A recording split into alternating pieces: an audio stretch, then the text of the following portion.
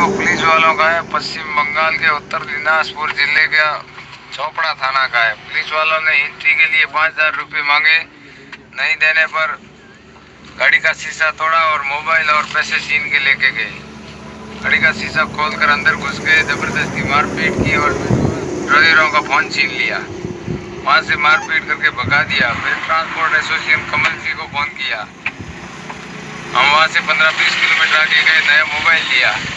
नया मोबाइल लेके कमल जी को फोन किया। उन्होंने हमारे को बोला कि मैं तो बात करता हूँ।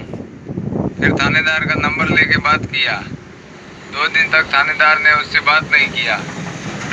उसके बाद बात करने के बाद बोला कि दे दूंगा। फिर मंत्री महोदय को फोन किया, उन्होंने भी थानेदार को फोन किया। फिर 2-3 घंटे बाद हम वहाँ से पैदल गए 20 किलोमीटर। पैदल चलकर जाना पड़ा। वहाँ पे लॉकडाउन में कोई जाने का व्हीकल नहीं है, बस में बैठाते नहीं है। वहाँ जा कर के मोबाइल मांगा तो बोले कि मोबाइल लेने वाला ड्यूटी पे गया हुआ है, रुकिए, वहाँ पे बारिश का मौसम है, अभी आएगा नहीं, उसके बाद में आएगा। फिर कमल जी को फोन लगाया।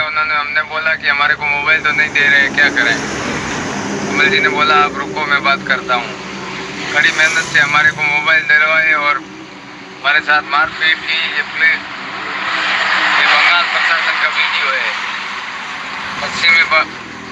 पश्चिम बंगाल के उत्तर दिनाजपुर जिले के चोपड़ा थाना का है।